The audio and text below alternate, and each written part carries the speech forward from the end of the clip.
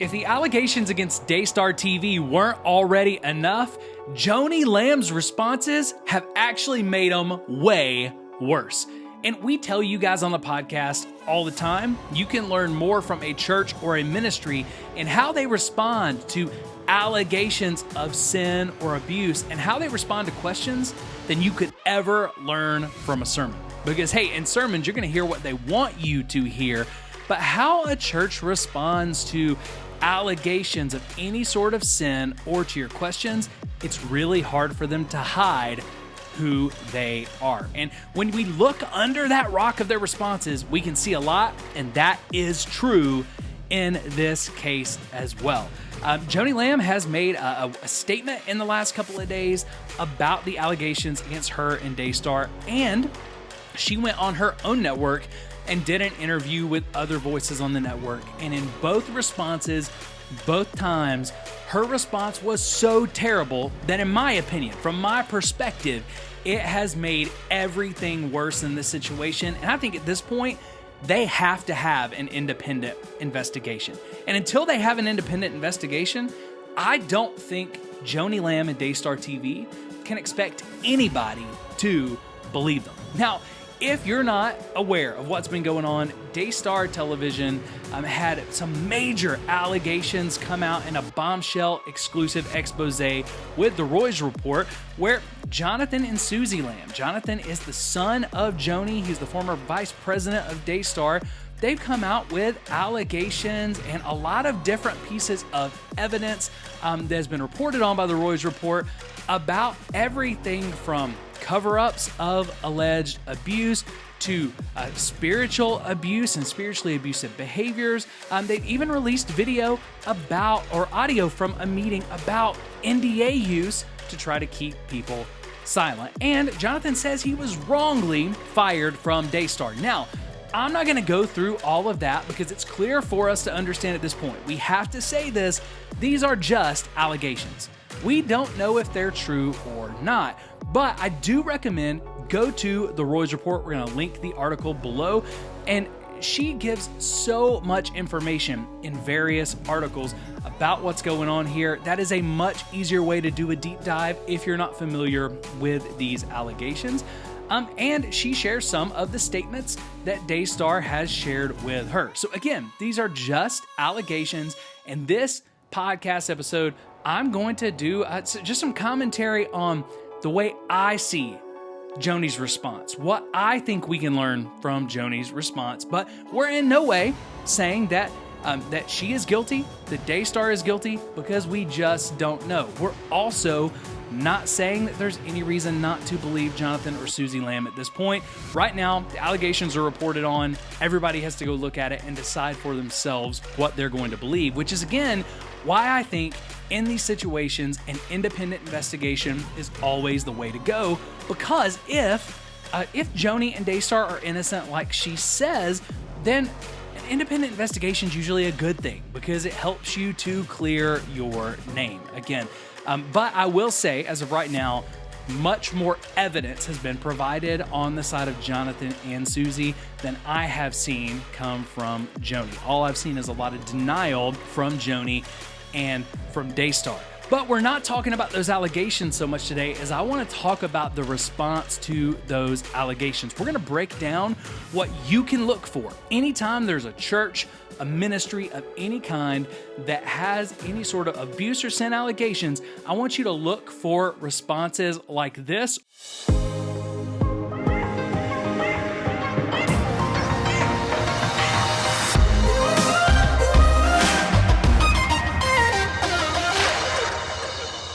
We're going to break down what you can look for anytime there's a church, a ministry of any kind that has any sort of abuse or sin allegations. I want you to look for responses like this or the opposite of those responses, because that is usually how I gauge how trustworthy is what this church is saying, how comfortable do I feel with believing what they're saying, and how important is it that we get an independent investigation here? Now, of course, I'm always going to lean toward an independent investigation, but I want you to see some of the things in Joni's responses. As we talk about them today in this solo podcast, I want you to see what you can learn from how any church responds. And I'm going to talk about Daystar as a church a lot because for those of you that don't know, Daystar is a massive television network, but they're actually classified with the IRS as a church.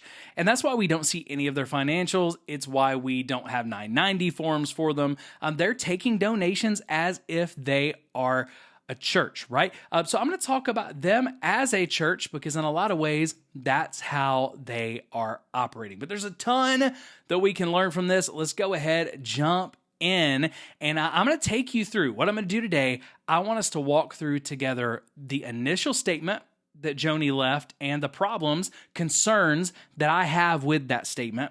And we're going to look at the interview, pieces of the interview that she did on her own network. And again, guys, these are just concerns of mine. I'm not saying that Joni or Daystar is guilty, but these are concerns of mine that I don't see those concerns being alleviated until an independent investigation has run its course and said, hey, either we kind of found them guilty of this or not, or it played out in the court system. Okay, all we've got right now is he said, she said. All we've got is the reporting that was done by the Roy's Report based on the testimony of Jonathan and Susie Lamb, and we've got the responses from Joni. So we're going to look at, again, that first statement from Joni that she put on YouTube, and we're going to look at the recent interview that she did on her own network and just see what we can learn about, I think, how churches should not respond in the wake of a scandal like this. Now, one of the biggest reasons I have for concern with these responses,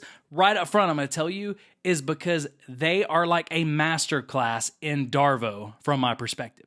Okay. Again, we talked about Darvo. If you want to learn more about Darvo, check out our interview with Chelsea Brooke Cole. She talks about, as a narcissism expert, a psychologist, she talks about Darvo and how it is used to silence abuse victims, how it's used for people to really refuse to take responsibility or get out of taking responsibility. But Darvo is often used as the go-to response when churches face allegations of impropriety of any kind. And that same thing is happening here. That same thing you're going to see, I believe, from my perspective in Joni's responses, and I'm going to show you that. So what you're going to hear as we walk through this podcast episode, okay, you're going to hear some different tones. One tone in the original statement, and you're going to hear a different tone throughout the interview, okay? But the tone is going to let you know that's where we see evidence of Darvo. That's where I see what looks like Darvo to me, and then we're going to talk about it. If you're just listening on audio, you're not going to see the rest of this, but if you're on video, you're also going to notice you're going to have an alert, and you're going to see what piece of Darvo it is. Because again, if you haven't checked out that episode with Chelsea Brooke Cole, Darvo stands for deny, attack, and reverse victim and offender roles.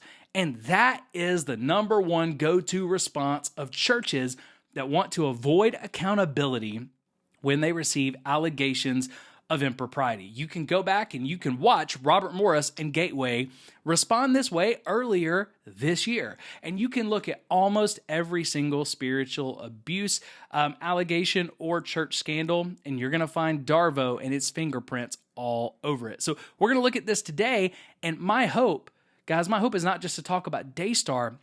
My hope is to help you learn how to recognize Darvo. And when you recognize it, to say, hey, that's not a good response. Why are you responding that way?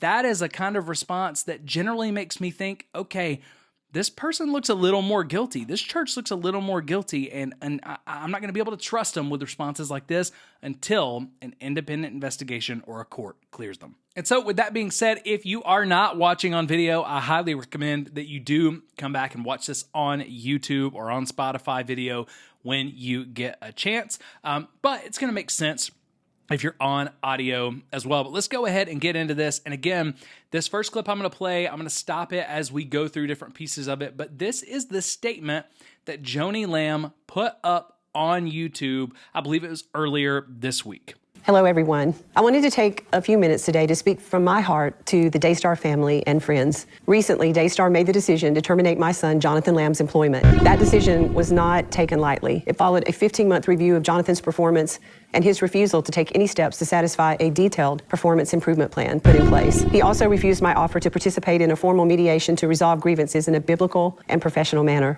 Rather than take any steps to improve his performance at Daystar, it seems clear now that Jonathan was focused on fabricating a smear campaign. You see, All right, so what have you noticed so far from this statement? Joni has not talked about Daystar hardly at all. She's not talked about any of the allegations that have been made at all. She has spent the first 30 seconds of this interview doing nothing but attacking and villainizing Jonathan and Susie Lamb, specifically Jonathan. Okay? And that's with Darvo. It's deny, attack, reverse victim, and offender. It doesn't have to be in that order. And Joni has started with what looks like a bevy of attacking. She is just attacking Jonathan. Hey, this whole thing started because of employment stuff, and he wasn't doing his job right, and he was on a performance plan, and he's just doing a smear campaign.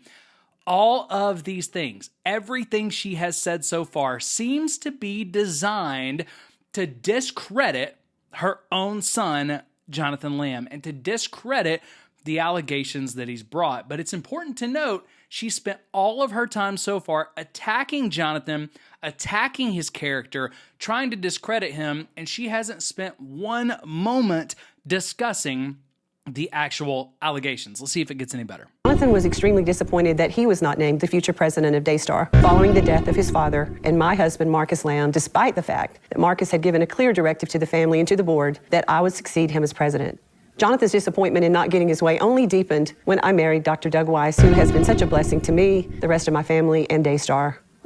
All right, nope, hasn't gotten any better so far. She continues to say that, hey, Jonathan was just disappointed because he didn't get the role he wanted in the company after his dad passed away, which if you go back and you read the Roy's Report article, if you look at, we're going to try to do some more breakdowns of this. And one of the things that you can see, though, when you look at this stuff is actually, it seems like, from what we can see, and this is just from what we can see, that the plan was changed for Jonathan not to be the president of Daystar after they'd pushed for an investigation of child SA from someone involved at Daystar and around Daystar.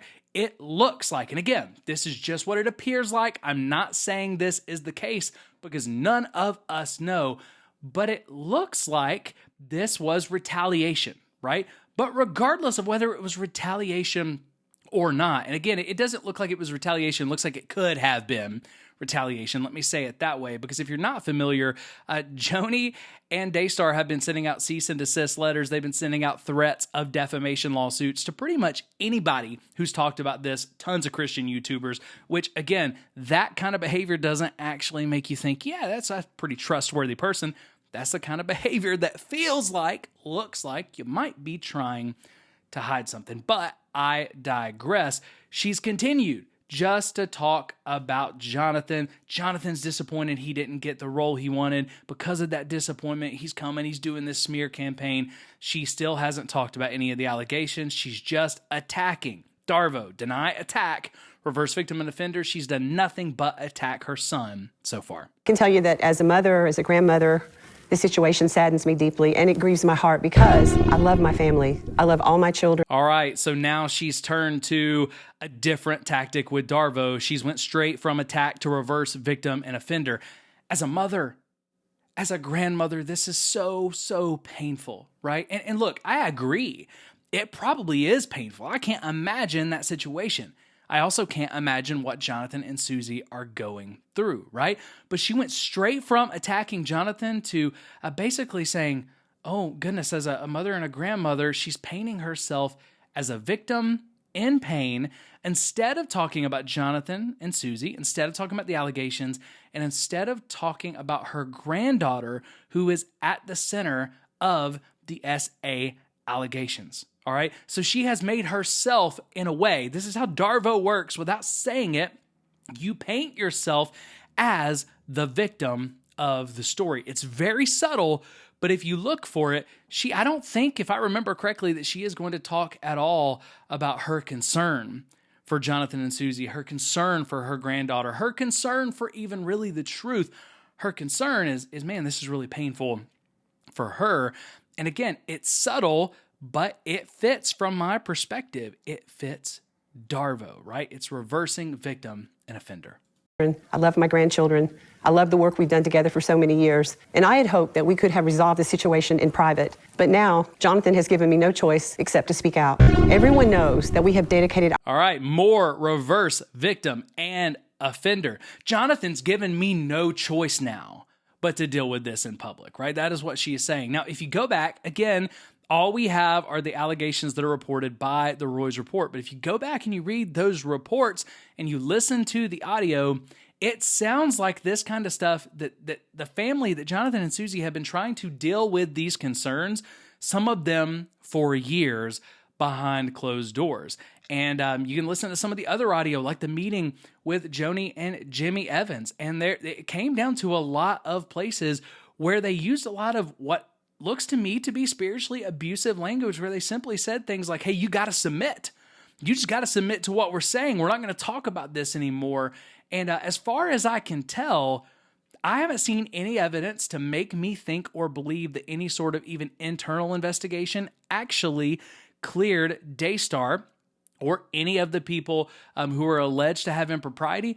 I haven't seen anything that would tell me that they have been cleared, which is why, again, internal investigations rarely work. But if there was an internal investigation, I would encourage Joni Lamb and Daystar to release that internal investigation and the results that led you to believe that the allegations weren't credible. And if you don't have it, then you didn't do one, okay? That would be my perspective. If you don't have it, you got to go to an independent investigation. And honestly, most of the time, internal investigations, there's probably not anybody at Daystar, just like there's usually not anybody at a church, who's qualified to do those investigations. So likely an independent investigation is going to need to be done anyway if it hasn't been. And again, if an investigation's been done, just release it.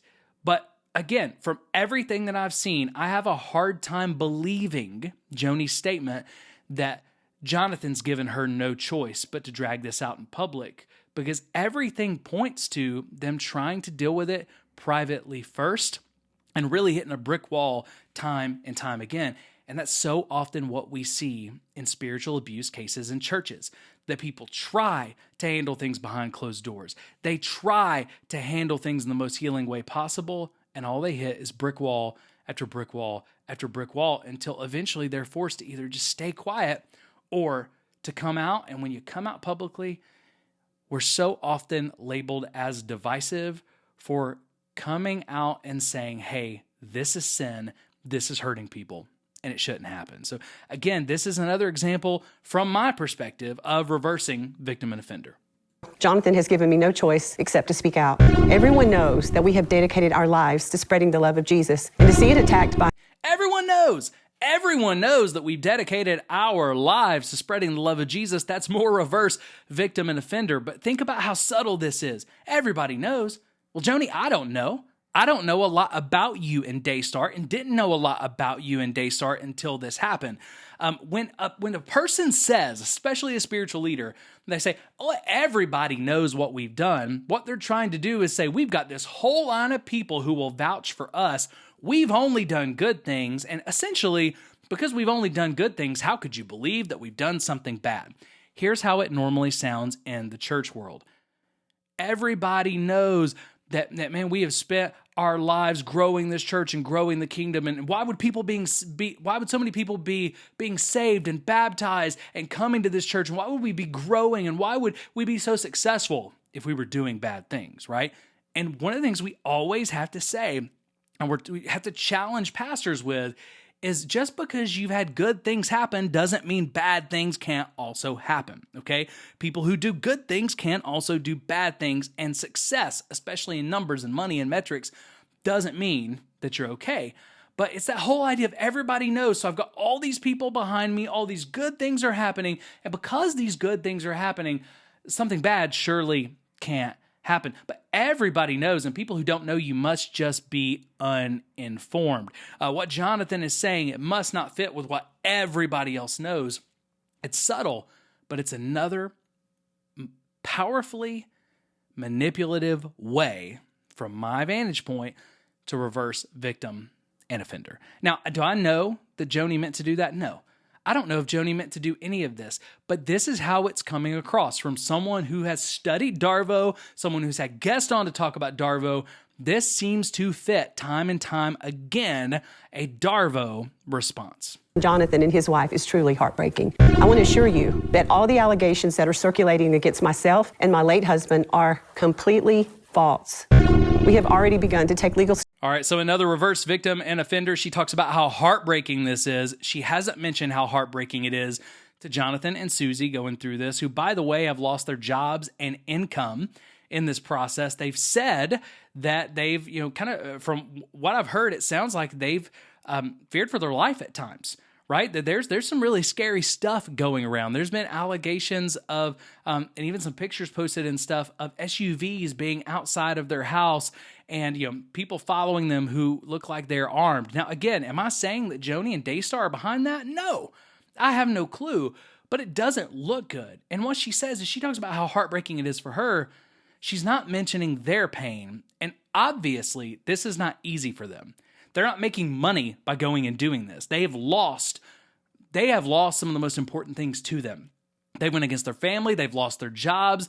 They are fearful. They've lost a lot to do this. So whether they are right or not, it seems to look like they really believe they are right, and they are convicted that they need to go forward with this. Not only that, but again, the child at the center of these SA allegations and the potential cover-up allegations, that's Joni's granddaughter. And she's not talking about being heartbroken for her. She's talking about being heartbroken for herself. So more reverse victim and offender. And now we've gotten to the flat out denial where she's just now getting to the front part of Darvo. It's normally where people start, but it doesn't have to be in that order, where she says this stuff is essentially categorically false. And she's calling Jonathan, Susie, through some of her other stuff, especially in the interview, she seems to call, the Julie Royce from the Royce Report, everybody who's not on her side, a liar, right? As she denies this. She's really denying and attacking at the same time. Late husband are completely false. We have already begun to take legal steps to defend ourselves, and we will address the accusations in a God-honoring way. We stand firm in our faith, knowing that God is with us. All right, so she says we've already started those legal processes, which, like I said, it's all over YouTube. You can look. They have been sending out cease and desist, lawsuit-threatening letters to Christian YouTubers all over YouTube. They've sent them to Julie Royce, which the funny thing is, I don't think they've really thought about this. If you take people to court, they might just get subpoena power. And with subpoena power, they might just be able to get you to let loose of some of the stuff that you may not want to let loose of in this place. But I'm so glad that the majority of Christian YouTubers and Julie Royce are not bowing down to these defamation, lawsuit threats, and everything else. But again, she says, hey, we're going to protect ourselves, but God's with us. God's with us. That's another really hyper-spiritual way of reversing victim and offender. God's with us. It makes it sound like God is not with Susie and Jonathan. Like God is not with the child who brought forth these allegations originally, right? Okay, we can't say, it's never helpful. We can, but it's never helpful for a spiritual leader to get up, to deny allegations, to attack the other person, and then say God's on their side, okay? Let's find out what the truth is, okay? God is on the side of the truth, okay? So if this is not going to play out in court, it needs to have an independent investigation. Let's find out what the truth is, and I can tell you where God's at. God's on the side of the truth. But by saying God's with us, right, you're basically pitting yourself and God against Jonathan, Susie, and anybody else who, again, is questioning Joni and Daystar. It's just another really manipulative way of reversing victim and offender. Whether she meant it or not, that's generally how this is going to come across to people. His purpose for Daystar is far greater than any present challenge we may be facing. While this attack is very painful and wrong, I know that our battle is not against flesh and blood, but Oh, this attack on us is so painful and it's so wrong. And our battle's not against flesh and blood, though, because remember, God is with us. She's forgetting, it seems like, that she started this whole thing out with nothing but a character attack and character assassination on her own son. Okay? She's not the only one, regardless of which of these allegations are true, whether they're all true, whether none of them are true. Her response has been more attacking than any of the responses I've noticed from them, okay? She's had a lot of attacks in here, but reversing victim and offender, she's only talking about the attack that she's receiving. And haven't we heard that from way too many pastors who are later implicated and removed as being spiritually abusive or abusive or caught in sin, right? We've seen this same song and dance too many times to let leaders get by with Darvo responses without saying, no, we're not going to believe you until an independent investigation is done. Because once you respond with Darvo type responses, I think you lose the credibility for us to believe you until an investigation and those results are in front of us. Against a spiritual enemy who seeks to destroy and divide no matter what the cost. I want to ask you for your prayers. Thank you for your continued love and support. Our team here at Daystar will keep you updated. Again, thank you for your prayers. God bless you. So she continues to make this hyper spiritual. It's a battle against, principalities and rulers. It's good versus evil. It's God versus, these lies. It's all of that. She thank you so much for your prayers. She's thanking people for their prayers as if she's the victim here. And again, maybe she is, okay? But until we have truth, we don't know. And I have a hard time believing she's the victim when she's using Darvo responses, because victims normally don't use Darvo responses. Victims normally struggle to figure out how to get all of this out, okay? So I just have a hard time believing that she is the victim here, but she's not saying, hey, we want to find truth. We want to make sure people are protected. We want to clear our name, right? We want to clear Daystar's name. She's simply saying, hey, thanks for your prayers in this spiritual battle. And this is very similar to what so many pastors do, where they over-spiritualize things. We over-spiritualize things and try to make everything a spiritual battle, everything a spiritual issue, when it's usually not. But that was her short statement. I do also think that it's very important to note, I think this tells us a lot, okay? Again, this is not telling us necessarily about guilt or anything else. It just tells me a lot about Daystar and how it's ran, tells me a lot about Joni, and it gives me pause in trusting anything that she's saying. They turned the comments off on this video.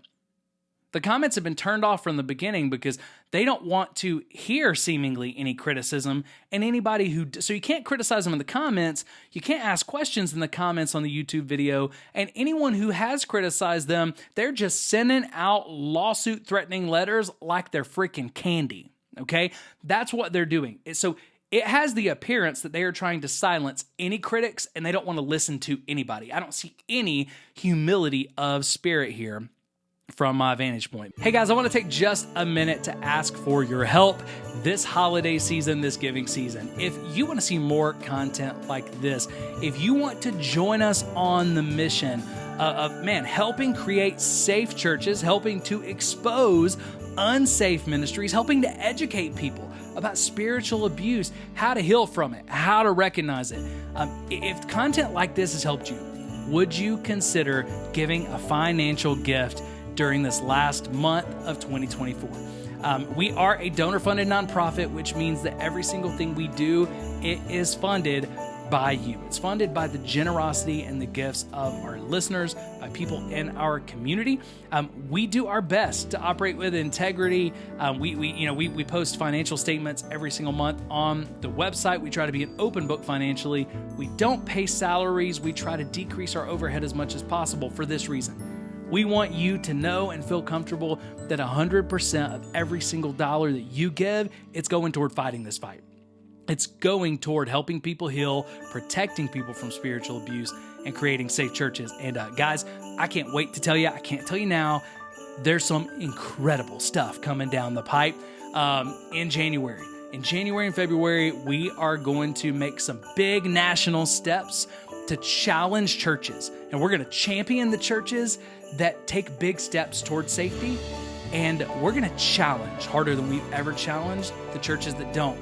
Most of all, what I'm most excited about, we're going to give you a voice. And we've got some projects that are going to help put some power back in the hands of the public to hold churches accountable. So you're going to hear a lot more about that. But as we approach the end of the year, if you would like to make an end of the year gift, we would appreciate it. Every single dollar helps us to accomplish this mission. So you can head over to spiritualabuse.institute, or you can click the link right here. And just click the give button once you get over there. You can give also on Instagram. We got the link there as well. But again, every single gift helps. We could not do this without you. And thank you so much in advance for any end of the year gift that you can give. And guys, even if you can't give, if you're not in a place where you can support us, I just want to say thank you this Christmas season. Thank you for your support. Thank you for helping us reach more people than ever before. And thank you, because every time you press play, man, you make a difference. And we are forever grateful for you. We love you guys a ton. And man, I can't wait to see what's in store for the coming year. I want to go to this interview that Joni did as well.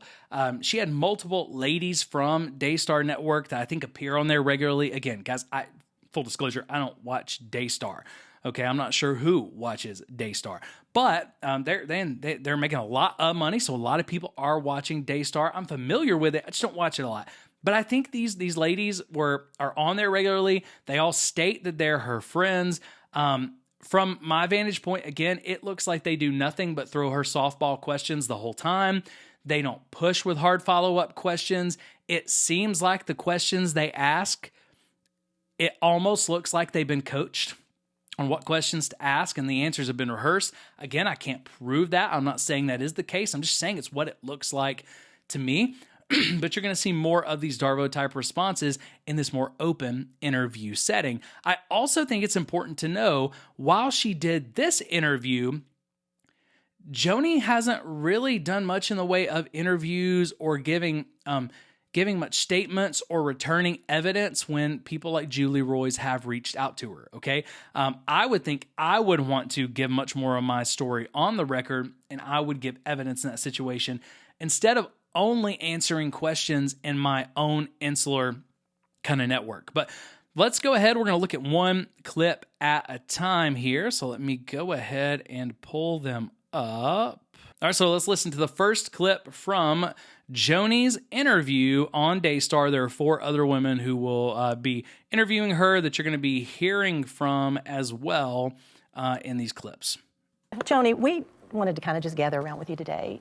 You're a TV personality all over the world. You know, you're known for bringing news to the world, making people aware of issues that they need to know that can make their life a better life. You've been amazing at that through the years. We know there's stuff out there circulating and accusations that are coming from people that don't even know who you are, don't know you.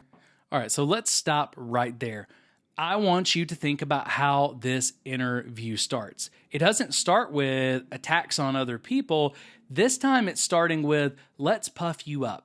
Let's look at all the good you've done, which again feels like it's leading toward reversing victim and offender. You've been this TV personality, you've been doing good for years, you know, and then she says these accusations are coming from people who don't know you. And that is going to be a theme that you see throughout these clips, throughout this interview. Oh, the people who believe these things, they just don't know you. Because if they knew you, if they knew your character, they almost paint the picture, if they knew you and knew your character, then they would be insane to believe these things. So it's a form of attacking. It's a form of attacking and basically saying these people who believe these things and say these things, it's only because they don't know you. They're deceived, right? So I'm going to go back just a little bit so you can hear a little bit more of that, but you are going to hear that time and time again. So I thought it was important that we talk about. You've been amazing at that through the years. We know there's stuff out there circulating and accusations that are coming from people that don't even know who you are, don't know you. And we as your friends sitting here today, we have worked with you every day for years. We know you better than anybody out there that feels like they have the right to do what they're doing. So the girls and I, we just wanted to sit with you today. All right, we feel like we know you better than anybody else. We know you better than any of those other people who feel like they have the right. That was an attack. They feel like they have the right. She's basically saying they don't have the right to question you. I would question, why are your friends and the people who know you well and the people who want to see you as innocent, okay? They don't want to see you as guilty because they feel like they know you. That causes cognitive dissonance. Why are these the people who are interviewing you, okay? The people who interview you about allegations like this of sin, of potential cover-up, of abuse, they should not be people who are your friends. That doesn't make any sense. We just wanted to sit with you today, and we wanted to ask you some of those questions that people are wanting answers. All right, so they're going to ask her questions that people are asking, and they want to get answers that people are wanting to get. I am going to encourage you, I'm going to link this in the description. Go back and watch this whole interview. I didn't see many answers, okay? And the answers she gave, I'm going to be honest, looking at the timeline, looking at the evidence that was available, it didn't seem to line up for me. Now, I'm not an investigator, but just from looking at it, it didn't seem to line up. It seemed kind of half-hearted. I didn't feel like any of my questions that I wanted answered were actually answered, but I digress. Let's go ahead and listen to the next clip and see how the interview goes after this. There are those allegations out there from people who really don't know much about what's going on. What's being written is just taken out of context. So the word about you covering up, there's no truth to that. You know, when I started hearing that, I thought to myself, what am I covering up? I've covered up nothing. And so I never covered. All right, so the first thing you hear, again, is there's all these allegations about people who don't know you, right? And now we're going to get into deny. All right, so we've had a little bit of attack, a little bit of reverse victim and offender, but now we're going to get to really clear, I believe, denials. The word about you covering up, there's no truth to that. You know, when I started hearing that, I thought to myself, what am I covering up? I've covered up nothing. And so now, also notice the leading question. This is why you don't have your friends question you and people who are close to you. This is why pastors shouldn't have their own elder boards question them about allegations like this. Her question is what's called a leading question. So all that stuff about cover-ups, there's no truth to that, right? Right? She is leading her to that place and already assuming innocence. And we can't do that when we're trying to investigate spiritual abuse or abuse of any kind. But also, she just flatly denies multiple times, I've never covered up anything. I've never covered up anything. Now, again, that's okay if that's what she believes. She has the right to deny this. But part of Darvo is they often deny but rarely give you evidence for the denial. They rarely give you evidence that makes sense. They want to deny and they just want you to believe the denial. There has been a lot of evidence. And when I say evidence, I'm talking about emails. I'm talking about recordings. There has been a lot of evidence that Jonathan and Susie Lamb provided to the Roys Report. And again, you can read multiple articles. They've got tons of stuff there. I have yet to hear Susie offer any evidence. So she offers denials without evidence, which is usually those big, I've never done that. There's no way. It's a flat out lie. I've never covered up anything without evidence, without talking about it more. That is usually a staple of, again, Darvo. So we got to watch out for how they deny. Denying's not bad by itself. How are they denying and what did they do next? But again, let's go ahead and listen to the next clip because unfortunately, from my vantage point, this doesn't get any better. It just gets worse. But there had been some very peculiar things that have happened at this particular trip. I remember when we were at the grocery store, all the family was there because when we always go to the grocery store and get food for breakfast and that kind of thing. And I remember Susie was standing in line and she began to murmur under her breath and start talking about a man that was behind her. And she was getting angrier and angrier, and we were like, what's going on? And she said, he was looking at me, in the store. And the man is like on his phone, not knowing what in the world she's saying or doing. We were just trying to calm her down. So it was just a weird dynamic that was going on with her from the beginning. Right. Susie said that you and all right, so what's actually happening here? This sounds like a completely random story. What was the point of the story? The whole point of the story was literally to attack Susie. Okay, so in the first statement, Joni attacks Jonathan a whole lot. Now, in this interview, she tells this random story about going to the grocery store about Susie, and it feels like, to me, it's for the purpose of simply villainizing Susie and painting her as someone who was having all kinds of problems and stuff. Now, I don't know if there's any truth to this at all, but I would say if the allegations are true that they have brought, then if there was behavior like this that seemed out of place, well, Joni, it was probably a trauma response. Because when behavior starts getting a little odd, when people behave in ways they don't normally behave after trauma and stress, that's what a trauma response looks like. But regardless, this has no bearing from my vantage point on the actual allegations we're talking about, other than to say, hey, let me tell you about some stuff that was weird about Susie. Let me try to assassinate Susie's character. Let me try to discredit her, so there's no reason to believe her. And it just doesn't make sense in that interview to launch into that story when she refuses to talk detailed about most of these allegations. Respond with evidence of why the allegations aren't true instead of attacking your daughter-in-law. Say that you and Pastor Marcus covered it up. Did you cover it up? You know, Marcus isn't here, but I will just say, absolutely a lie. I never covered up anything. I wouldn't cover up anything. Marcus didn't cover up anything. And so again, this is a narrative that was written by some low-level blogger who knows nothing, never heard the other side of the story, and is doing. All right, so let's just talk about this because there is a lot And is doing nothing. that's going on here with that last attack, okay? So this other person who's interviewing her, she said, well, Susie said you covered it up. Did you cover it up? Well, she says, absolutely, it's a lie. Joni says, absolutely, it's a lie, which is a form of attack because if Susie said she covered it up, Joni says she's absolutely a liar, okay? Instead of just saying, no, that's not true, by saying absolutely a lie, she's now attacking Susie by calling her a liar versus if she just said, no, that's not true. She's trying to say, no, it's not true without villainizing and attacking the other person. When someone is using Darvo responses, they take almost every opportunity to attack other people, to make it other people's fault instead of simply saying, that's not true, it's an absolute lie, right? And they start villainizing other people. And she says multiple times, I never covered anything up. Marcus never covered anything up. And then did you hear that last part? She doesn't mention Julie Roys by name. Joni. Julie has a name. And normally, when someone refuses to call someone else by name, it's an attempt to dehumanize them. And she tries to dehumanize, again, whether she means to or not, she dehumanizes Julie Roys by never using her name, not even using her title. Okay, Julie is a reporter. Julie is a reporter who has broken some massive church scandal stories. And I'm just going to throw this out there. Julie hasn't had to print retractions.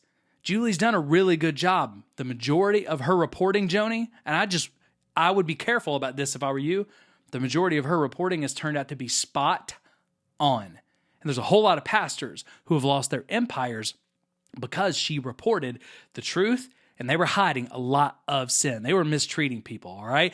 But Joni doesn't even call her by her name. She doesn't say she's a reporter. She says she's some low-level blogger who doesn't even know the other side of the story.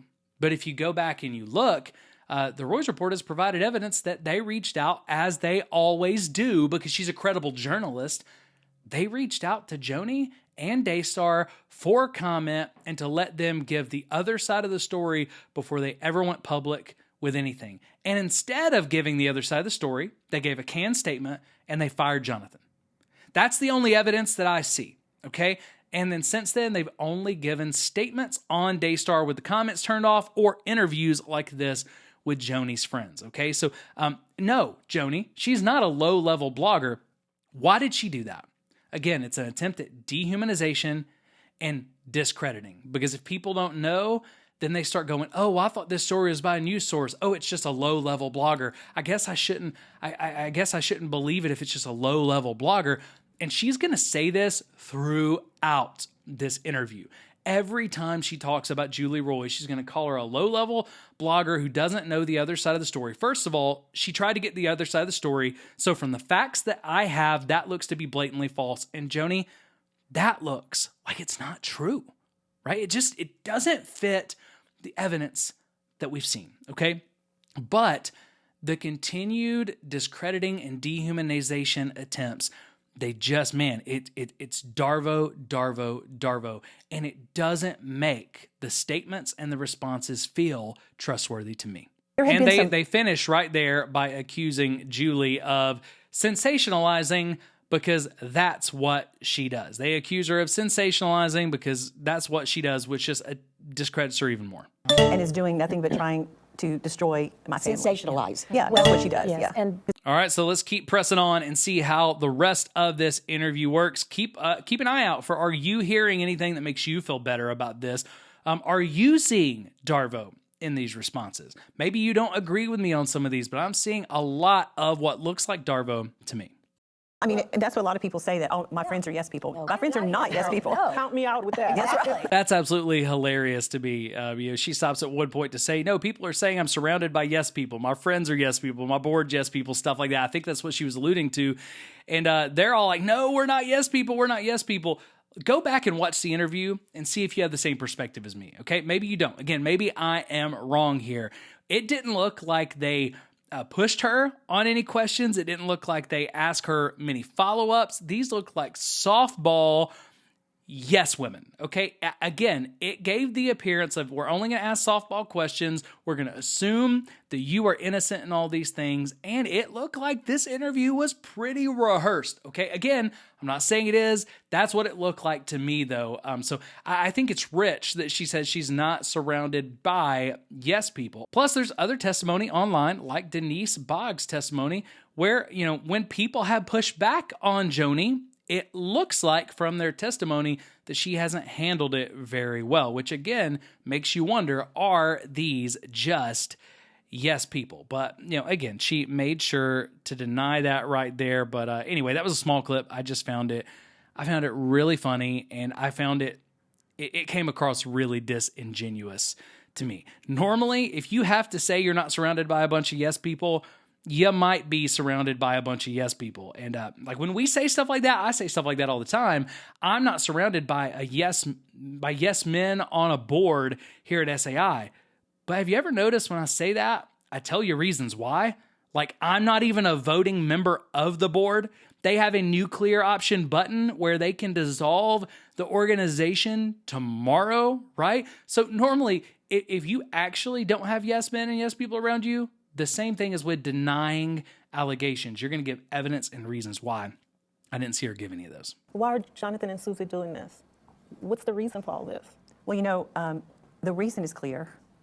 They did not want someone else coming in and taking their place. But the truth is, Doug didn't take anybody's place. Right. Marcus had left strict instructions that if anything ever happened to him, that I would be president of Daystar. And a lot of people are saying, well, isn't it weird that the question is asked, why are Jonathan and Susie doing this? The network is asking Joni instead of bringing Jonathan and Susie on and saying, why are you guys doing this?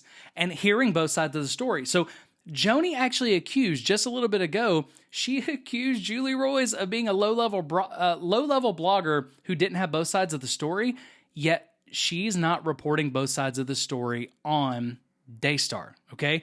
But they asked her this question. She says the reason is clear, and it's just more attacking. It's more villainization. And even though it sounds lighthearted and it sounds easy, all of this is just discrediting Jonathan and Susie as they're just doing this because they're disgruntled and they didn't get their way, instead of responding to the allegations or having them on. Hey, wait, if you're going to have them on, at least have both sides on or have this conversation in public, right? You're controlling the narrative, and then you're asking about other people's hearts and other people's motives. It just doesn't sit right with me. Marcus intended for Jonathan to be the president. Marcus never intended for Jonathan to be the president while I was alive or while he was alive. He had hoped, and he used this analogy all the time. He said, when your mom and I are gone, it would be my hope that Jonathan could lead with the girls beside him. And he would use the analogy of Moses with Aaron and her holding up the arms, and he wanted the three of them to work together. He said it over and over. From everything that I've seen, and again, I don't know, I wasn't privy to family conversations from this, but from everything I've seen, the first documented move to say who would be the president and that Joni would be the president of Daystar after he passed was, again, it was after Jonathan and Susie had made SA allegations against someone in the family, someone who also worked at Daystar, and it was after they pushed that when that happened. So I don't know if he was supposed to be the president, beforehand or not, but this is just more attempted villainization, it feels like, to discredit Jonathan. He's doing this because he wanted to be the president. When again, that was years ago.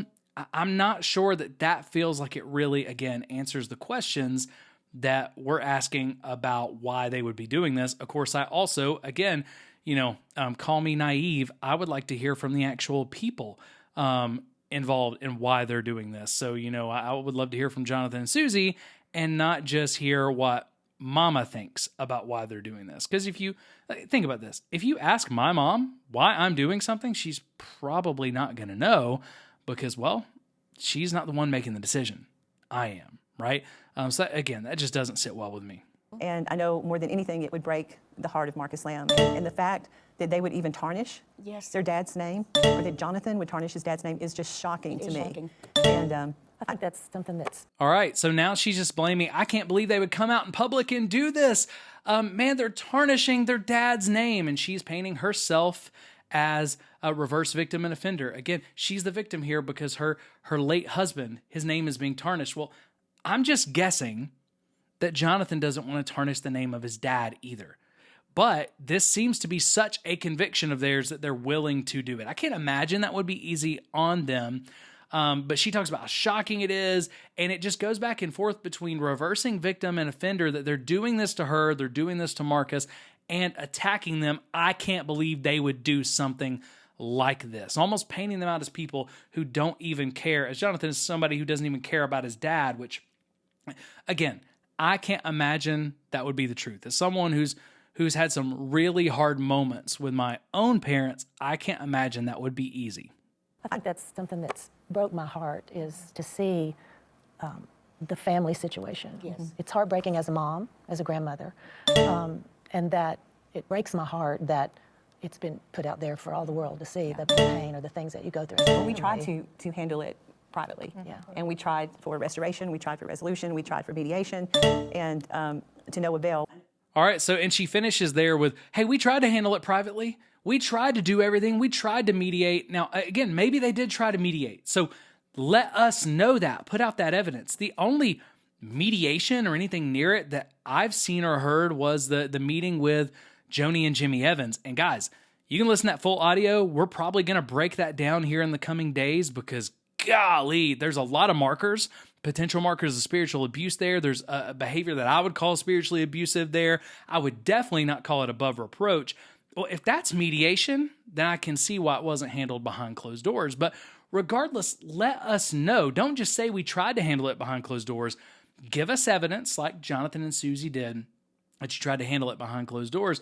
But again, she just keeps saying, we tried to do this, we tried to do this, we tried to handle it in closed doors, and then they forced us to do this in public. It's more attacking that they forced our hands. They wanted to bring this into public. But without evidence to the contrary, the evidence that is out there, it looks like that, again, these concerns have been being raised and talked about for years now, okay, behind closed doors, and it led to this. And Joni, absolutely, we do have some evidence that you tried to get this taken care of behind closed doors, because we have evidence and a recording from when the board tried to get Jonathan to sign an NDA. Okay, she's going to talk about that a little bit more, a little bit later in this interview. But again, we always say NDAs have no place in churches. NDAs are not needed unless you have really good proprietary secrets, and it's very specific about the secrets it's protecting. It's very specific about all that. It has an end date and all that, but that's usually not how they're used in churches. And spoiler alert, I've seen this NDA, and I don't think that's what it was meant to be used for here, because it was much broader than just trade secrets. But again, this is just more villainization of her own son. Well, don't listen to him. We tried to get this done in private, and he's forced it out in public. Do you see how this works? Okay, we see this again in church after church, pastor after pastor. Anytime you recognize Darvo, I would just encourage you to do this. When you recognize Darvo, don't assume that the person of the church is guilty, but also don't believe them until an investigation is done, okay? Because again, Darvo responses like this erode credibility, and more often than not, again, go look, what is the definition of Darvo? Let's go ahead and let's just pull it up, okay? There's a lot of different definitions. This one comes from Medical News Today. What to know about Darvo? Darvo is deny, attack, and reverse victim and offender. Darvo is, listen to this, Darvo is a tactic a person may use to deflect responsibility onto an individual they've abused. Okay, so Darvo is used often by abusers. It's also just used to deflect responsibility. So a person using it doesn't mean they're an abuser, but it's often used by abusers. But it's always used to deflect responsibility. It also says it's a form of manipulation a person may use to discredit a survivor's experience. Now, I don't know if the experience and the allegations are true that Jonathan and Susie have presented. But what I do know is this seems like a form of manipulation to discredit their experience and what they're saying instead of actually presenting evidence to the contrary. All right. Now, let me go ahead. I want to pull up one more piece to show you right here. Later in that Medical News Today article, it says Darvo is a technique a person may use to shift responsibility, right? But it says a person may use Darvo to avoid punishment and repercussions for their actions as well. Some people just use Darvo because they don't want to be punished or hurt for their own actions. But again, more often than not, when a person's innocent, they want an independent investigation. They want to give evidence because they know with evidence and with an investigation, the truth will come out, okay? The more a person denies it instead of giving evidence and leaning toward an investigation, the less likely I am to believe them, okay, or to see them as credible until the investigation is done. But that's just me. We see this all the time in the church world. So are you learning how this looks? Are you starting to see how we can notice this? The next time you see any sort of church scandal, look and see, is there Darvo in the responses, or is there empathy and a search for the truth? Because it'll tell you a lot. We met with Jimmy Evans, myself, and the two of them, and so we had a meeting. It was a private. All right, so this meeting she's talking about is between Joni. It's with Joni and Pastor Jimmy Evans and Jonathan and Susie Lamb. Private meeting.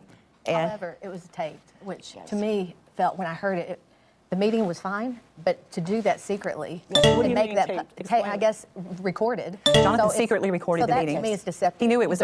All right, so here we have attacking and reversing victim and offender. Oh, the meeting was okay, but they secretly recorded it. Those scallywags, they secretly recorded it. Let's attack them. How dare they secretly record a meeting? I'm going to go ahead and tell you, if you live in a one-party recording state where it is legal, I tell people to record all of those kind of meetings, because guess what? If you're not showing your butt, if you're not acting inappropriately, then you don't care if the information gets out, okay? But in most situations of spiritual abuse, if you do not have the recording, you don't have any evidence or a leg to stand on. It's he said, she said. So instead of talking about and admitting to and saying, hey, I shouldn't have talked the way I talked in this meeting, because guys, you can listen to the meeting again. I'm going to try to go through it later on. But man, some of the things that Joni said, they were rough. They looked and sounded like spiritual abuse. Some of them were just vulgar. I don't think it painted her or Jimmy Evans in a strong light at all. They were demanding submission. They were cutting people off constantly. Like it's a rough interview to listen to. But instead of her owning up to anything, she's even going to say in a minute that she's not sorry for anything that she said there, right? Instead, she's not the villain. She's not the offender. She's making Jonathan the offender. And he didn't say anything that I remember being super negative or that concerned me, but she's making him the offender because he recorded it. I'm going to go ahead and tell you, I recommend, if you can in a legal way, record it, okay? Record it. Document it. And what does Chelsea Brooke Cole talk about? Remember when we talked about Darvo, we talked about in another episode, we talked about narcissism. And she says, anytime you're dealing with a narcissist or an abuser, documentation is your sanity. Okay, so I totally disagree with this. One, I think it's attacking Jonathan and reversing victim and offender. But also, I think she's way out of line. If you get mad because a meeting was recorded, then most of the time, you were saying stuff and acting in a way that you didn't want recorded because it's going to make you look bad. So just act like the same person you act like on camera. Be the person of integrity everywhere you go, and you don't have to worry about it. Private meeting, yeah. And if I were recording, I would go into the meeting knowing what I'm saying is going to be said. So I think I would probably, in my own flesh, edit my words, maybe not say exactly what I'm thinking or respond the way that I would had I not been recording. Well, he was secretly recording. Of course, we didn't know it. But I will just say on the record, I don't regret. And again, they just keep talking about why he shouldn't have recorded it. And then when she says she doesn't say he's recording, he's secretly recording, because secretly recording sounds bad. Well, of course he was secretly recording, because you probably wouldn't have even had the meeting with him if you knew he was recording, all right?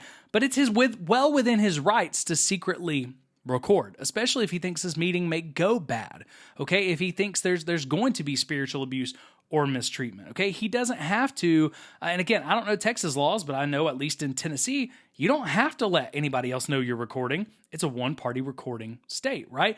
But they talk about him secretly recording. They paint him that way. He secretly recorded, and we just didn't know about it.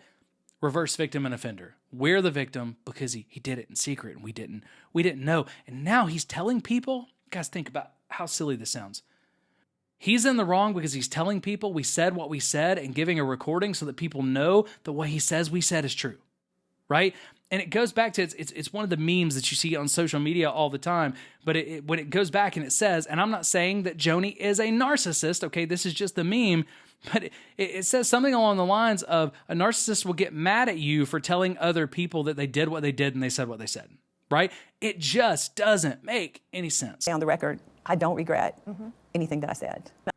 All right, and again, some of the stuff she said was ridiculous.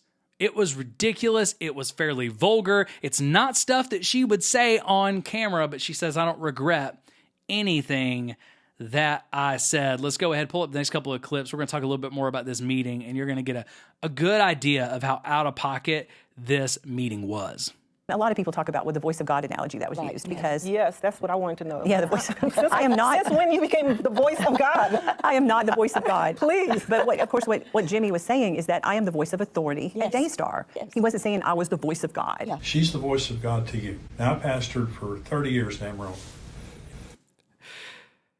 All right, let's just take a deep breath. Let's think about this. All right, I love it when people say something and then, again, the recording, it gives us the truth. God is on the side of truth, all right?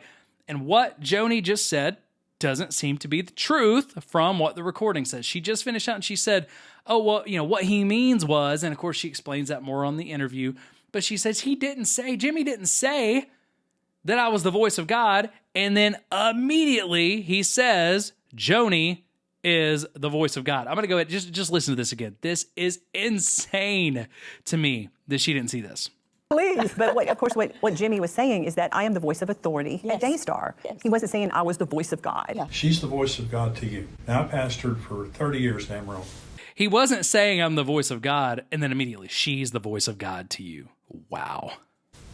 And I had a wonderful relationship with all the elders. And I said, I'm sorry, can you clarify? She said she's the voice of God to me? she's the voice of I think I would have reacted the same way as Jonathan. Okay, I don't know Jonathan. I've talked to Jonathan and Susie a little bit just on social media, but I don't know them. I see myself in that. Like, I don't think I could have reacted any differently. How would you have reacted? But I love that response. I'm sorry. Could you say that again? You're the voice of God to me?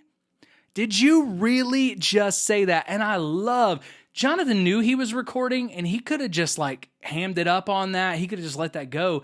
He gave Jimmy Evans an opportunity to clarify. He gave his mom an opportunity to step in and go, I don't know what he's smoking. I'm not the voice of God. Bad analogy. Don't say that, Jimmy, right? None of them did. Listen to this. They're going to double down. It is wild. I have to hear, I can hear from God, I have to hear from her. outside of Daystar. What she says is God in Daystar. This is the voice of God in Daystar now. But what accountability does she have if she's off? Well, she has a husband. She has a board. I'm on the board. Yeah, but you're not individually. You're not her accountability. At that time, what's reported is true. What I've seen reported is that at the time, the board was basically Joni, one other person, and Jonathan. All right, so the board's supposed to be her accountability. He goes, I'm on the board. Well, yeah, but she's the voice of God to you. So, hey, if you got a board, but you're the voice of God to your board, well, then that's why in a lot of these churches, the boards are set up in such a way there, and they're taught submission and honor, things like this. The board can't challenge the pastor because whether the pastor says it or not, this is brazen, but whether the pastor says it or not, they act like the voice of God. And I hate to tell you, a pastor is supposed to be a shepherd. They're supposed to serve the sheep, protect the sheep. They are not the voice of God. Okay, they're walking out there in poop, protecting animals. That's what a shepherd does. A shepherd lays his life down for the sheep. A shepherd does a hard job to protect the sheep, to care for the sheep, okay? A shepherd isn't out there with the sheep because they got a God complex, okay? So if your pastor ever tells you or acts like they are the voice of God, find another church, find a different pastor. And I honestly think when you listen to this whole interview, from my perspective, Jimmy Evans disqualified himself. Okay, I think Joni did too. But again, that's just from the evidence that I have. I would love to hear more good explanation, not what she's given so far on why they said some of the things that they said in this meeting. But again, let's hear a little bit more about Joni being the voice of God at Daystar. Not individually, you're not her accountability. Individually, you're her employee. She's the voice of God in Daystar. No, there's no other accountability Romans at 13 Daystar. tells us to submit to authority, all authority, because it's established by God, and it's the minister. No, of but God, I'm saying even civil authority. But who is her accountability at Daystar? But that's not your concern. Your concern is to do what she says, and if you can't be here. No, it is my concern. All right, that response, that's not Darvo, but goodness, we hear that from a lot of pastors when spiritual abuse allegations are brought forth, okay? Well, who's her accountability? Well, that doesn't concern you. Okay, yes, it does, okay? If you are a part of a church or a ministry, anybody who's a part of that ministry, anybody who works at that ministry, attends that ministry, watches that ministry, or gives to that ministry, it is their concern who the pastor and the leaders are accountable to. And if you don't know who your pastor and leaders are accountable to, you need to ask. If they tell you it's not your concern, you need to find another church, because that ain't a healthy church. It's not a safe church, because where we don't have accountability, okay, they're not above reproach, which is the qualification. No, it is my concern. No, Jonathan, you keep arguing with everything. You got to stop. I'm not arguing. You're arguing with everything. You've got to stop. And you've got to accept the fact that's the boss. You've got to do what she says. And if you can't, you got to leave. And not everything's going to be a conversation.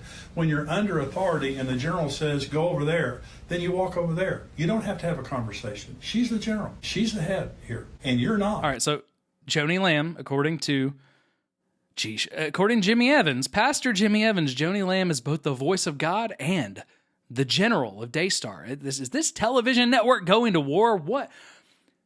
Something to watch out for. Again, not Darvo, but oftentimes manipulative spiritual leaders will over-spiritualize everything so that they can use the Bible to control you. Everything he's saying is out of context from the actual scriptures that are being used. He is over-spiritualizing a boss relationship to an employee, and moreover, he's over-spiritualizing a president relationship to their board who's supposed to hold them accountable. And you're not. And that's the main thing. You're under her. And it just has to end. And it has to end with both of you acknowledging her authority. She is God's voice to you here on this property and related to Daystar Network. She is God's voice. All right, so he said she's the voice of God. She is God's voice about 8 times there. So she said in that interview, Jimmy Evans didn't say that. I don't think he could have said it anymore. And just from that little snippet of that almost hour and a half meeting, you can see it was all about submitting to Joni's authority at Daystar. At least that's what it seems like from, again, the recordings and the emails that we have. But let's go ahead and continue as we're winding our way down on this interview. We're going to see more Darvo. We're going to see more of these responses. And again, this is about the worst way I think that Joni and Daystar could have responded. They could have shown empathy. They could have shown love. They could have said, hey, we want to get an investigation, independent investigation. We want to find the truth. We want to make sure everybody's protected, and we know that the truth will clear our name. They didn't do any of that. Okay. Instead, it's just a lot of denying, a lot of attacking, a lot of reversing victim and offender. And in all honesty, to me, it makes them look shady at best, guilty at worst. Again, I'm not saying they're guilty. I'm saying that's how it makes them look. Darvo is never a good look. I believe God will turn that around. I don't know how, when, where. There's so much damage that's been done. But, the fact that I'm even having to talk about this publicly. You know, I know there's... have God. All right, I believe God's going to turn it around because God's on my side, reverse victim and offender. And man, there's so much damage that's been done to us with this being talked about publicly. More reverse victim and offender. I know It doesn't there's... have God licked. He is still in control here. And then they remind her that God is still in control. Do you see how they keep painting Joni and Joni keeps painting herself as the victim here while they're not acknowledging what Jonathan and Susie really are going through at all? They're just painting them as really villains who are lying and just trying to hurt the kingdom of God, trying to hurt Joni, trying to hurt Daystar. This could have been worked out privately instead of publicly. Absolutely. And what we have all said to people is we know the character of Joni Lamb. We know her character. We know her ability to love. So let's stop right there. The interviewer says this could have been worked out privately. And again, I'll just say that's an attack, because from everything that I have seen, it looks like Jonathan and Susie, based on the evidence, did try to work it out privately. Okay? Looks like they did. But what do they go into next? We know Joni Lamb's character. We know how loving she is. We know how all of that, which again, it's more attack. Because her character is good and we know her, then we know that people who come against her character must be lying. And they could have done this in private, but because they didn't do this in private, they must just want something out of this. What realistically did they want out of this? Did they want to destroy their jobs? Did they want to go without a paycheck? Did they want to ruin their relationship with their mom? Did they want to do all that? Like, I just don't see what they're gaining from this, Joni. I don't see what they're gaining from this. So the more you attack them, the harder it is to believe what you're saying. All right? Because you're consistently attacking them. Not only are you attacking them, I understand that you feel like what they're saying is false, or at least that's what you're portraying, right? So I get that you would say that. At the same time, it seems way too easy to keep throwing your child, your son, under the bus, all right? So I just, man, these responses are making me cringe. Yeah, you know, one it's out side, there. Proverbs 18 talks about that one side seems right until you hear the other side. Right. Sure, and I just keep, You know, when I hear things encouraging like, people you know, to she hear. covered things up, or she Yes. hurt her granddaughter, or she didn't stand, like, that is the part that just tears in my heart, because it's not true. Exactly. Or when things are being said about Marcus, that he covered things up, and he's not here to defend himself. And I can tell you, Marcus Lamb would never cover up anything, and he adored his granddaughter. Absolutely. He would have done anything to protect her. Again, the evidence would make us question that. The evidence out there would make us question that, but there's a lot of flat out denying, a lot of attacking, and basically calling people liars there. So there's a lot of that there. But let's also think about what that lady said, about Proverbs 18. Hey, one side seems true until you hear the other side. Well, again, Jonathan and Susie gave their side and their evidence and their testimony to Julie Roys. Julie Roys reached out for the other side, and so far we haven't got much of the other side. We got a written statement that didn't say much. We've got the statement on YouTube with the comments turned off that I showed you that didn't say much, and now we got this interview that doesn't say much. It spends more time denying, attacking, and reverse victim and offender. It spends more time with Darvo, narcissistic-looking responses than it actually does giving the other side. So Proverbs 18 doesn't apply here because we don't know the other side. You're not giving us evidence for the other side, but what you are doing, this lady just used, and again, a self-admitted friend of Joni who basically acts like she walks on water. She's sitting there saying, using hyper-spiritual language and out-of-context scripture to go, oh, yeah, well, I mean, it seems right because you haven't heard the other side. Okay, then give us the other stinking side, okay? Because you've had opportunities, and you still have opportunities, okay? But these softball questions, these interviews, these canned statements, they're not doing anything to actually address the evidence that has been reported on. And again, the black and white stuff, the emails, the recordings, the things we've seen and we've heard, could you address some of those? Because that would be helpful.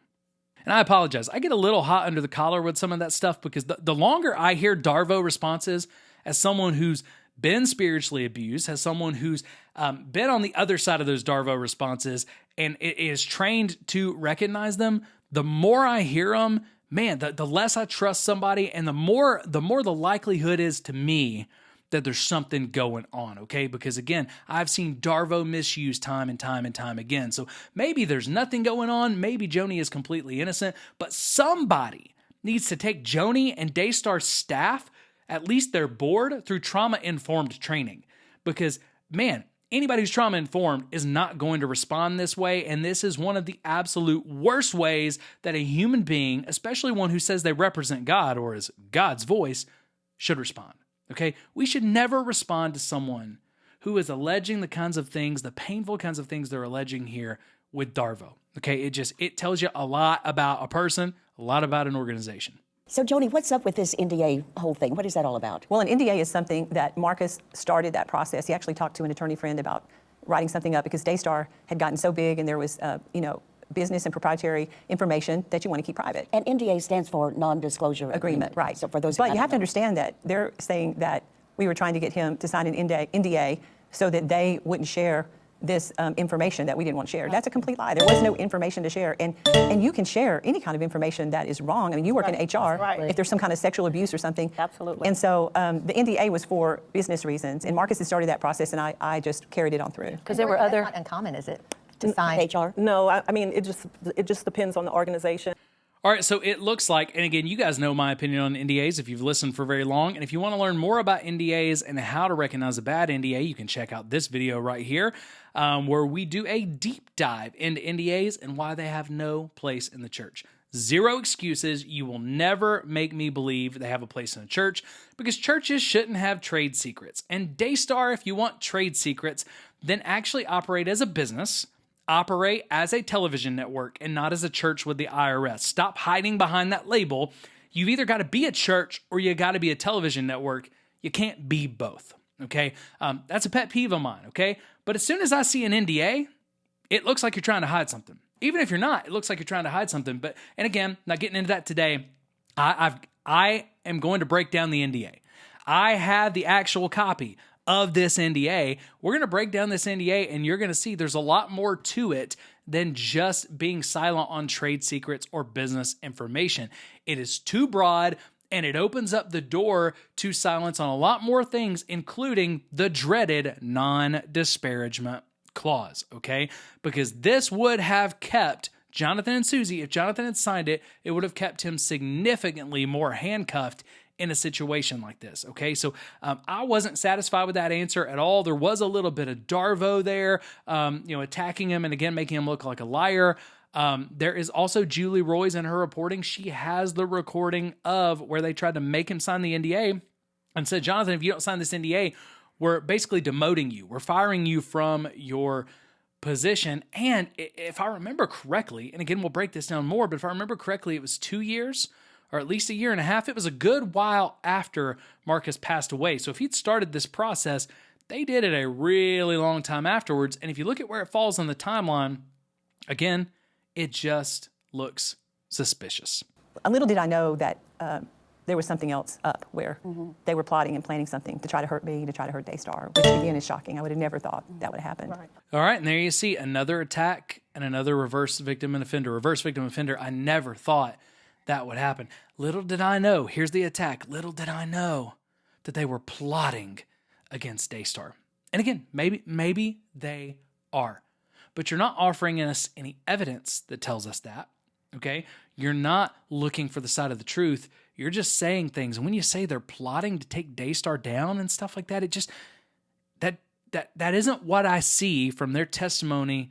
It isn't what I see from the reports. It isn't what, I've experienced from them at all. So I just have a hard time with that. And I have a hard time believing that anybody in your inner circle would think that this is a really good way to respond. Let's listen to the very last clip, and then we'll land the plane on this today. We'll land the plane on one of the most terrible responses to a ministry scandal and abuse allegations that I've ever seen. And we'll talk about what we can learn from this, especially as parishioners in the church, because there's a lot that we can learn from this. There's a lot we have to learn from this. That's when this blogger came forth with questions. That's when this blogger, she's talking about Julie Roy's again, and when someone gives a long pregnant pause like that, I wonder what they actually wanted to call her. What did she actually want to call Julie? Because it didn't seem like it was blogger. Maybe it was something worse. Again, I've heard the Jimmy Evans meeting, and Joni, she's got a mouth on her in some places. But regardless, she's dehumanizing and trying to discredit Julie again by calling her this blogger. She's not a blogger.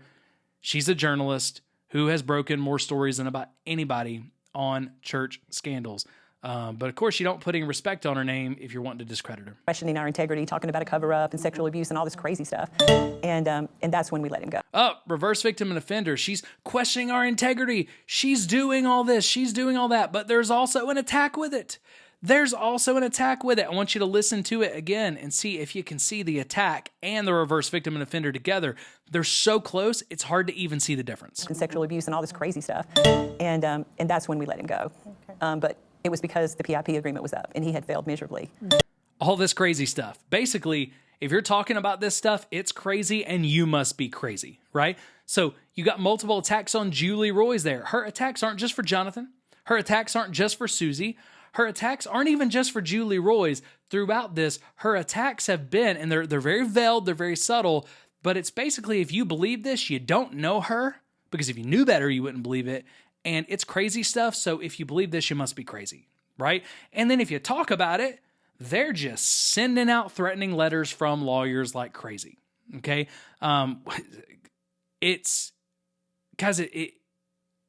don't have words for how bad of a response this is. I don't have words for whether Joni and her story is true or not. This makes her and Daystar look so bad. Like, guys, get a better PR firm. This is terrible. All right. She's villainizing everybody she can, it feels like, in this moment. Darvo, for anybody who questions them, I cannot fathom why anybody thinks this is a good idea at all. But it was because the PIP agreement was up and he had failed miserably.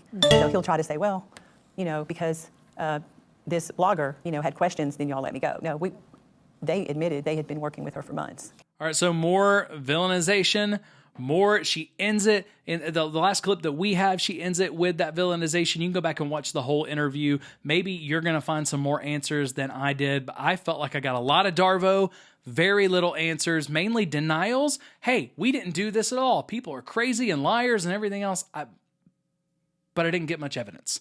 And the stuff that I got sounded like portions of stories, right? But it didn't line up with the actual practical evidence that I've seen. Again, recordings, emails, all of that sort of stuff. But again, guys, there's so much here. We're going to talk about this more.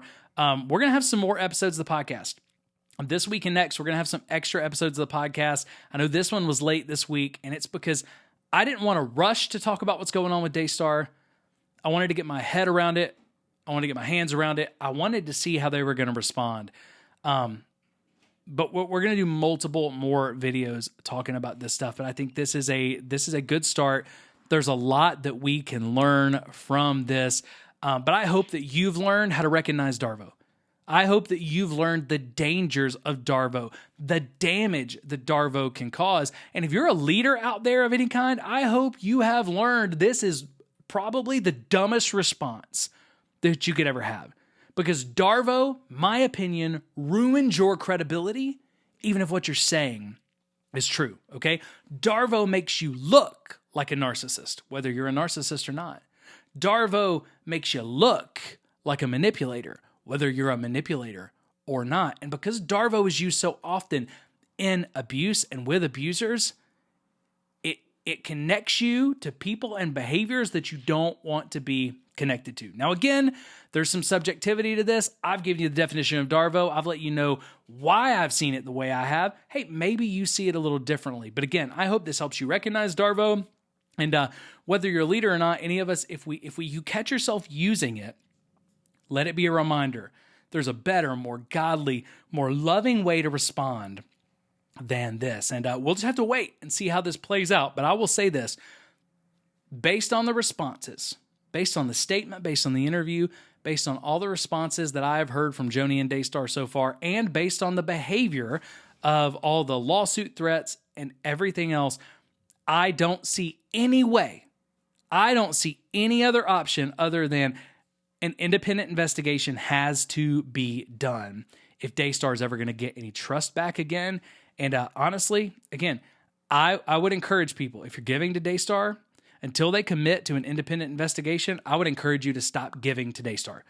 We need to know what the truth is here, okay? If you're watching Daystar, I would encourage you to stop watching Daystar, stop supporting it until an independent investigation has been done. Because how do we exercise our voice? We don't support financially, with our time, with our viewership. We don't support people who don't look for the truth. Now, hey, just because there are allegations, it doesn't mean we stop supporting people. But they've got to show us in good faith they're looking for the truth. So if there's been an investigation, they need to release it. If not, they need to conduct it. And I would encourage you, until an investigation is done and released, or until they've committed to it at least and it's got started, I would encourage you to exercise your voice and withdraw your support. Because sometimes withdrawing our support is the only way that we can get some of these celebrity type leaders to actually tell us the truth with evidence, right? When you're talking about potential child SA, when you're talking about the allegation of spiritual abuse, and guys, it's just hard. I mean, guys, honestly, looking through all this, going through all this stuff, I had a hard time sleeping last night, and this didn't affect me. So I can't imagine what Jonathan and Susie are going through. I can't imagine what everybody connected to this is going through. It has to be painful, right? We should all want, including Joni, to get the truth out, all right? And if not, we got to ask why. So that's going to be one of our next videos. We're going to talk about, I've got about 20 plus reasons why we have to have an independent investigation, but we'll get to that one later. This episode has been long enough already. Again, I hope it's helped you. I hope it's armed you with knowledge. Let's demand that our churches and church leaders are better than Darvo. Okay. And if you're a church leader and you need training, your staff needs training on how to be trauma informed, how to not respond in traumatic ways, how to not respond in manipulative looking ways like this. Hey, we want to help you. If you want to get better, we want to help you. So let us know. And hey guys, that's it for today. Grace and peace for now. We'll be back with a lot more content on this. I'm telling you, it's coming soon. We're going to try to get out as much as we can. We've also got an upcoming interview with the author of Untwisted Scriptures, Rebecca Davis. She's putting out a brand new book. I can't wait to talk about it. It just released this week. That's going to be coming in the next couple of weeks as well. So a ton of great content. You're going to see a lot more hitting the podcast as well.